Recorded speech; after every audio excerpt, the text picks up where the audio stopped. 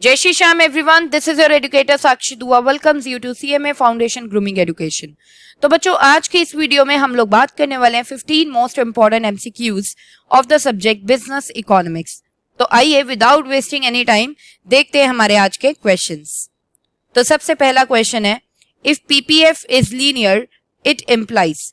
अगर पीपीएफ यानी कि प्रोडक्शन पॉसिबिलिटी फ्रंटियर या जिसे हम पीपीसी भी बोलते हैं, प्रोडक्शन पॉसिबिलिटी कर्व, वो लीनियर होती है तो वो क्या इंप्लाई करती है, क्या इंडिकेशन देती है? The options are A constant opportunity cost, B diminishing opportunity cost, C increasing opportunity cost, D none. तो बेटा the correct option is option A, that is constant opportunity cost. देखिए पीपीएफ की जो शेप है that is dependent on the slope, ठीक है। और यहां पर हम बोल सकते हैं कि स्लोप क्या होता है, MOC यानी कि मार्जिनल अपॉर्चुनिटी कॉस्ट। तो यहाँ पे अपॉर्चुनिटी कॉस्ट की बात हो रही है तो हम उसे मार्जिनल अपॉर्चुनिटी कॉस्ट समझ सकते हैं। देखिए बेटा, पीपीएफ अगर लीनियर है तो मार्जिनल अपॉर्चुनिटी कॉस्ट या अपॉर्चुनिटी कॉस्ट क्या होगी, कांस्टेंट होगी, कांस्टेंट अपॉर्चुनिटी कॉस्ट। अगर बेटा ये कॉन्वेक्स होती तो जो मार्जिनल अपॉर्चुनिटी कॉस्ट है या अपॉर्चुनिटी कॉस्ट है वो डिमिनिशिंग होती, डिक्रीजिंग होती, डिमिनिशिंग अपॉर्चुनिटी कॉस्ट। अगर ये कनकेव होती तो हम ये बोलते हैं कि जो अपॉर्चुनिटी कॉस्ट है that is increasing opportunity cost. देखिए बेटा, यहां पे एक चीज का ध्यान देना, मैंने आपको एक जनरल ट्रिक पहले भी बताई थी और वो ये थी कि मैंने आपको बताया था किसी भी चीज की शेप, किसी भी कर्व की shape is dependent on the slope of that curve, right. अगर स्लोप कांस्टेंट है the curve will be straight line or linear. अगर slope diminishing है the curve would be convex. अगर slope increasing है the curve would be concave, right? तो यहां पर आपको बोला जा रहा है PPF is linear, तो इसका मतलब ये इंडिकेट कर रहा है कि constant opportunity cost है। चलिए moving on to the next question. In a perfectly competitive market, dash is the price maker. तो आपसे पूछ रहे हैं कि परफेक्टली कॉम्पिटिटिव मार्केट में प्राइस मेकर कौन होता है, मतलब कौन प्राइस को सेट करता है। तो बेटा वी नो दैट कि परफेक्टली कॉम्पिटिटिव मार्केट में industry is the price maker and firm is the price taker, right. मैंने आपको बताया था कि जो इंडस्ट्री है वो प्राइस को डिसाइड करती है। कैसे डिसाइड करती है? मार्केट डिमांड और market supply of the product को देखते हुए। जहां पर market demand is equal to market supply of the product हो जाती है वहां पर प्राइस इंडस्ट्री सेट कर देती है और उस इंडस्ट्री की फिर जितनी भी फर्म्स होती हैं उन फर्म्स को उस पर्टिकुलर इंडस्ट्री ने जो भी प्राइस सेट किया है उसे एक्सेप्ट करना पड़ता है for selling of the products, right. So perfectly competitive market में जो प्राइस मेकर होता है वो होती है इंडस्ट्री और जो प्राइस टेकर होता है वो होता है फर्म, क्योंकि फर्म को वही वाला प्राइस अब एक्सेप्ट करना पड़ेगा जो इंडस्ट्री ने क्या कर दिया, सेट कर दिया। तो आपने एक टैगलाइन भी देखी होगी परफेक्टली कॉम्पिटिटिव मार्केट के रिगार्डिंग, मैंने यूज की थी कि industry is the price maker and firm is the price taker. Industry price maker है और फर्म कौन है, प्राइस टेकर है। चलिए moving on to the next question. Money market deals with the, money market किसके साथ डील करती है? The options are A short term credit, B long term credit, C both A and B, D none. देखिए बेटा, जो market है that is divided into two. जो financial markets होती हैं जिनसे मतलब कंपनी फाइनेंस रेज कर सकती है, फाइनेंस मार्केट कह लो या फाइनेंशियल मार्केट्स कह लो, that is divided into two, capital market and money market. Money market में बेटा शॉर्ट टर्म फाइनेंस अगर रेज करना है कंपनी को तो वो मनी मार्केट में जा सकती है। मतलब मनी मार्केट हमें जो फैसिलिटीज देती है वो देती है related to short term credit, और कैपिटल मार्केट बेटा लॉन्ग टर्म क्रेडिट से रिलेटेड हमें फैसिलिटीज देती है। तो यहां पर कि मनी मार्केट किसके साथ डील करती है, वो करती है बेटा शॉर्ट टर्म क्रेडिट के साथ। Option A is the correct option. Next moving on to the next question. Who was the father of economics? Father of economics कौन थे? The options are A Marshall, B Adam Smith, C Robbins, D Keynes. तो बेटा father of economics Adam Smith है। Adam Smith is the father of economics, क्योंकि first time इन्होंने economics को define किया था अपनी बुक में, ठीक है। द वेल्थ ऑफ नेशंस नाम की इन्होंने बुक लिखी थी और उसमें इन्होंने फर्स्ट टाइम इकोनॉमिक्स को डिफाइन किया था। तो इसीलिए हम फादर ऑफ इकोनॉमिक्स जो मानते हैं वो हम मानते हैं एडम स्मिथ को। चलिए, moving on to the next question. A firm that makes profit in excess of normal profit is earning. कोई भी फर्म है जो प्रॉफिट कमा रही है नॉर्मल प्रॉफिट से ऊपर, तो उस प्रॉफिट को हम क्या बोलते हैं? The options are A economic profit, B costing profit, C normal profit, D super normal profit. तो यहां पे बेटा ऑप्शन है super normal profit is the correct option, that is option D. कोई भी फर्म अगर नॉर्मल प्रॉफिट से ऊपर कमा रही है तो इसका मतलब वो सुपर नॉर्मल प्रॉफिट अर्न कर रही है। Next, which problem does not relate to positive economic theory. कौन सी प्रॉब्लम इनमें से पॉजिटिव इकोनॉमिक थियरी से रिलेट नहीं कर रही है? The options are A what to produce, B how to produce, C whom to produce, D how the problem should be solved।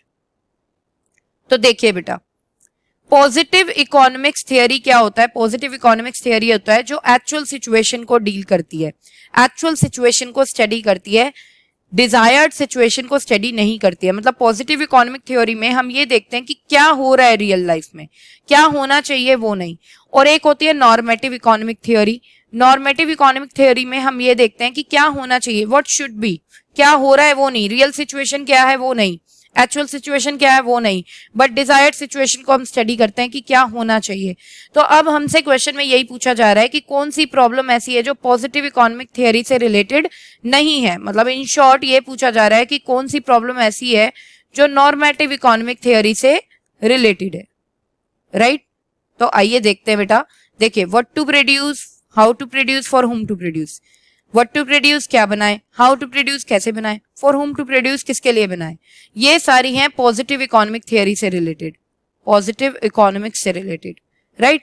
और how the problem should be solved, कोई चीज कैसे होनी चाहिए, that is normative. Option D is the correct option. ये normative से related है, ये पॉजिटिव से रिलेटेड नहीं है, that how the problem should be solved. Next, What is the apex bank for agricultural credit in India? Agricultural credit मतलब loans वगैरह देना एग्रीकल्चर सेक्टर के लिए इंडिया में, उससे रिलेटेड एपेक्स बैंक कौन सा है? एपेक्स बैंक मतलब टॉप मोस्ट बैंक कौन सा है, मतलब कौन सा बैंक ऐसा है जिसको हाईएस्ट पावर दी गई है in respect of agricultural credit in India. The options are A RBI Reserve Bank of India, B NABARD, C Bank of International Settlements, D none of these। तो option B is the correct option, NABARD. बेटा NABARD है apex bank of agricultural credit, ठीक है। इसको highest authority दी गई है agricultural credit से रिलेटेड फैसिलिटीज में डील करने को। Moving on to the next question, RBI checks inflation by. RBI inflation को कैसे चेक करता है, मतलब आरबीआई इन्फ्लेशन को कैसे कंट्रोल करता है? The options are A increasing bank rate, B increasing CRR, C both, D none of these. देखिए बेटा, इन्फ्लेशन को जब भी कंट्रोल करना हो तो आरबीआई क्या चाहता है? आरबीआई ये चाहता है कि जो क्रेडिट क्रिएशन कैपेसिटी है, credit creation capacity of commercial banks, वो क्या हो जाए, कम हो जाए। क्योंकि जैसे ही credit creation capacity commercial banks की कम होगी तो अपने आप डिमांड क्या हो जाएगी, इकोनॉमी में कम हो जाएगी लोन्स की। वो लोन ही कम दे पाएंगे तो लोगों को लोन मिलेगा ही कम, लोगों को लोन कम मिलेगा तो डिमांड भी क्या हो जाएगी, कम हो जाएगी, राइट। तो उसके लिए आरबीआई क्या करता है, बैंक रेट को इंक्रीज कर देता है। इन्फ्लेशन को कंट्रोल करने के लिए बैंक रेट इंक्रीज कर दिया जाता है, क्योंकि जैसे ही आरबीआई बैंक रेट को इंक्रीज करता है तो लेंडिंग रेट भी इंक्रीज हो जाता है, और जैसे ही लेंडिंग रेट इंक्रीज होता है तो बोरोवर जो है वो खुद ही डिस्करेज हो जाते हैं टू टेक द लोन, क्योंकि उन्हें लोन काफी महंगा लगता है। तो बोरोवर अपने आप ही लोन लेने से मना कर देते हैं, तो बेटा अल्टीमेटली डिमांड फिर क्या हो जाती है, इकोनॉमी में कम हो जाती है। और जैसे ही सीआरआर इंक्रीज होता है, सीआरआर इंक्रीज होता है तो कमर्शियल बैंक को अपने डिपॉजिट्स का ज्यादा सारा पैसा सेंट्रल बैंक के पास रखवाना पड़ता है, तो उनके पास पैसा कम बचता है आगे लोगों को लोन देने के लिए। तो सीआरआर जैसे ही इंक्रीज होता है तो लेंडिंग कैपेसिटी जो है कमर्शियल बैंक्स की वो कम हो जाती है। तो जब लेंडिंग कैपेसिटी कम तो लोगों को लोन भी कम ही जाएगा। So the option is C option is the correct option. Both increasing bank rate and increasing CRR से RBI इन्फ्लेशन को कंट्रोल करता है. Next question, any point within the PPF is, कोई भी पॉइंट PPF के अंदर क्या है? The options are A attainable मतलब अचीव कर सकते हैं, बी अनअटेनेबल मतलब अचीव नहीं कर सकते हैं, सी बोथ दोनों, डी नन. तो देखते हैं बेटा क्या होता है. देखिए बेटा, late suppose this is the PPF या जिसे हम PPC भी बोल सकते हैं. ठीक है, यहां पर हम दिखाते हैं प्रोडक्शन ऑफ गुड एक्स और यहां हम दिखाते हैं प्रोडक्शन ऑफ गुड वाई. यहां पर लेट सपोज एक पॉइंट है, तो ये क्या है? ये with in the PPC point है ना, PPC के अंदर, राइट. तो PPF बताता है हमें प्रोडक्शन कैपेसिटी, इसका मतलब इकोनॉमी की प्रोडक्शन कैपेसिटी तो इतनी है, राइट. तो कैपेसिटी इतनी है, यहां तक इसका मतलब इकोनॉमी मैक्सिमम प्रोड्यूस कर सकती है, और इकोनॉमी तो पॉइंट ए तक तो इजीली प्रोड्यूस कर सकती है. तो कोई भी पॉइंट बेटा अगर PPF के अंदर है तो वो क्या होता है? अटेनेबल, क्योंकि वो प्रोडक्शन कैपेसिटी के अंदर अंदर आता है. So option A is the correct option. Any point within the PPC और PPF इज अटेनेबल. हाँ, अगर कोई पॉइंट आउटसाइड द PPC है, let's suppose point B, that is unattainable, क्योंकि वो नहीं अचीव हो पाएगा. क्यों नहीं अचीव हो पाएगा? क्योंकि प्रोडक्शन कैपेसिटी कम है. अगर अचीव करना है तो बहुत ज्यादा डिफिकल्ट है, और अचीव करने के लिए ग्रोथ ऑफ रिसोर्सेज होना चाहिए. अवेलेबल रिसोर्सेज से मतलब वो अचीव नहीं हो पाएगा. आपको और रिसोर्सेज की ग्रोथ करनी पड़ेगी, और रिसोर्सेज डेवलप करने पड़ेंगे. और अगर मैम कोई पॉइंट PPF के ऊपर है, लेट्स सपोज पॉइंट सी, तो ये भी अटेन हो जाएगा. क्यों? क्योंकि प्रोडक्शन कैपेसिटी इतनी है, तो एक्चुअल प्रोडक्शन इतनी यहां तक मैक्सिमम हो सकती है. चलिए next, the letter W in SWOT analysis indicates. SWOT analysis में ये जो W लेटर है, ये क्या इंडिकेट कर रहा है? Options are A willingness, B weakness, C work, D none of these. Option B is the correct option, weakness. देखिए बेटा, SWOT एनालिसिस एक टूल है जो कि मार्केटर्स यूज करते हैं ताकि वो internal business environment and external business environment को स्टडी कर सके. और इसमें बेसिकली हर मार्केटर को पता लगता है कि उसके लिए स्ट्रेंथ क्या है, वीकनेस क्या है, अपॉर्चुनिटी क्या है और थ्रेट क्या है. SWOT एक एक्रोनिम है, मतलब शॉर्ट फॉर्म है, जो डिनोट कर रहा है S for strength, W for weakness, O for opportunity, T for threat. तो W के लिए वीकनेस है. Moving on to the next question, the letter S in PESTEL analysis indicates. देखिए, पेस्टल एनालिसिस. अब पेस्टल एनालिसिस एक tool है जो कि मार्केटर्स यूज करते हैं to monitor and analyse the macro business environment. Macro business environment को analyse करने के लिए. तो ये जो पेस्टल एनालिसिस है बेटा, इसमें जो पेस्टल है that is also an acronym, और वो क्या क्या डिनोट कर रहा है देखते हैं. P stands for political factors, E stands for economic factors, stands for socio-cultural factors, T stands for technological factors,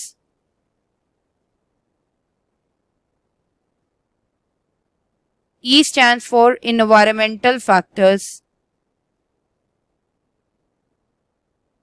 ठीक है, and L stand for legal factors. Okay, तो यहां पर आपसे पूछा जा रहा है जो लेटर S है वो क्या इंडिकेट कर रहा है. तो जो लेटर S है बेटा वो इंडिकेट कर रहा है सोशियो कल्चरल फैक्टर्स को. So option C is the correct option, बाकी ऑप्शंस करेक्ट नहीं है. चलिए moving on to the next question, some factors are fixed and some are variable in. तो ऐसा कौन सा टाइम पीरियड है जिसमें कुछ फैक्टर्स फिक्स्ड रहते हैं मतलब चेंज नहीं हो सकते, और कुछ फैक्टर्स वेरिएबल रहते हैं मतलब चेंज हो सकते हैं. The options are A short run, B long run, C neither long run nor short run, D none of these. So बेटा वी नो दैट कि लॉन्ग रन में तो सारे के सारे फैक्टर्स वेरिएबल बन जाते हैं. ये शॉर्ट रन का टाइम पीरियड ही होता है कि उसमें कुछ फैक्टर्स आपको फिक्स्ड दिखेंगे और कुछ फैक्टर्स आपको वेरिएबल दिखेंगे. So option A is the correct option. Moving on to the next question. Microeconomics theory deals with.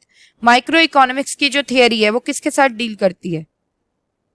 The options are A. Economy as a whole, B. Individual units, C. Economic growth, D. All of the above. देखिए बेटा, micro economics की जो theory है ना वो कोई भी एक यूनिट जो इकोनॉमी की होती है उससे डील करती है, लेकिन जो मैक्रो इकोनॉमिक्स है वो पूरे इकोनॉमी से डील करता है. जैसे फॉर एग्जाम्पल अगर मैं बोलूं कि मुझे मेरी इनकम स्टडी करनी है, that's a part of micro economics, क्योंकि उसमें सिर्फ एक पर्सन इन्वॉल्व है, एक पर्सन की इनकम इन्वॉल्व है जो मैं स्टडी कर रही हूँ, that is only my income. तो microeconomics deals with one consumer, with one producer, with one market, with one industry. But macroeconomics deals with the economy as a whole. पूरी country को लेके साथ में चलती है. जैसे national income, national savings, तो ये है macroeconomics के part. तो economy as a whole ये तो macro से deal करता है, right? पूरी economy को ले लिया. Individual units ये micro को deal करेंगे. और economic growth ये भी again macro है, right? So माइक्रो इकोनॉमिक्स की अगर बात करें तो it deals with individual units. Option B is the correct option here. Next, moving on to the next question. Human wants are. Human wants कैसी होती हैं? A limited, B unlimited, C undefined, D none. Human wants यानी कि humans के desires कैसे होते हैं, human की इच्छाएं कैसी होती है? तो ऑफ कोर्स अनलिमिटेड होती है, राइट? हमारी बेटा जो वांट्स है वो खत्म होने वाली नहीं है. जैसे आप अपना खुद का बिहेवियर ही ऑब्जर्व कर लो.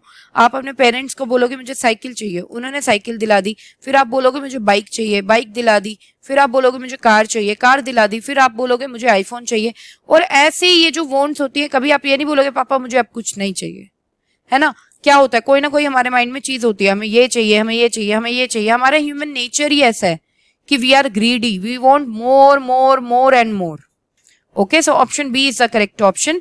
ह्यूमन वांट्स जो हमारी होती है वो अनलिमिटेड होती है, नेवर एंडिंग होती है. Next, if an economy is working at a point left to PPF curve that shows. अब ये क्या बोल रहे हैं कि जो पीपीएफ कर्व है, let suppose this is a PPF curve, this is origin, this is y-axis, this is x-axis, production of good x, here production of good y. Okay, तो अब आपसे पूछा जा रहा है कि अगर कोई इकोनॉमी पीपीएफ के लेफ्ट पे ऑपरेट करती है, मतलब inside the PPF, late suppose point A पे कोई इकोनॉमी ऑपरेट कर रही है, तो वो क्या इंडिकेट कर रही है? The options are A full employment, B unemployment, C excess production, D none of these. तो वो ये क्या इंडिकेट कर रही है? तो वो ये इंडिकेट कर रही है बेटा, देखिए वी नो दैट कि पीपीएफ डिनोट करता है प्रोडक्शन कैपेसिटी, कि मैक्सिमम कितनी प्रोडक्शन हमारी इकोनॉमी में हो सकती है. PPF indicates production capacity, right? और यहां पर ऑपरेट करने का मतलब है कि हम प्रोडक्शन कैपेसिटी जितनी हमारी है हम उतना प्रोड्यूस नहीं कर रहे हैं. हमारी जो एक्चुअल प्रोडक्शन है वो पॉइंट ए जितनी है, कम एक्चुअल प्रोडक्शन. तो एक्चुअल प्रोडक्शन कब कम होती है as compare to production capacity? वो तब होती है जब अनएम्प्लॉयमेंट ऑफ रिसोर्सेज हो, जब हमने सारे के सारे अवेलेबल रिसोर्सेज नहीं लगा रखे हैं प्रोडक्शन करने के लिए, राइट? और पीपीएफ के ऊपर अगर कोई पॉइंट होता है, let suppose point B is on PPF, तो ये क्या इंडिकेट कर रहा है? ये इंडिकेट कर रहा है कि जो एक्चुअल प्रोडक्शन है, एक्चुअल प्रोडक्शन वो बिल्कुल प्रोडक्शन कैपेसिटी के इक्वल है. तो इसका मतलब फुल एम्प्लॉयमेंट ऑफ रिसोर्सेज हो रखा है. यहाँ पर जितने टोटल अवेलेबल रिसोर्सेज हमारे पास हैं वो सारे के सारे प्रोडक्शन में एंगेज्ड हैं, इसीलिए इकोनॉमी की जो एक्चुअल प्रोडक्शन है वो प्रोडक्शन कैपेसिटी के इक्वल आ रही है. 15 एमसीक्यूज को डिस्कस कर लिया. नेक्स्ट सेशन में हम लोग और यूजफुल कंटेंट आपके लिए लेकर आएंगे. अगर आपको ये वीडियो अच्छी लगी है then please like the video and subscribe the channel if you are new to our channel. तो मिलते हैं हमारे नेक्स्ट वीडियो में. Till then bye bye, take care, जय श्री श्याम.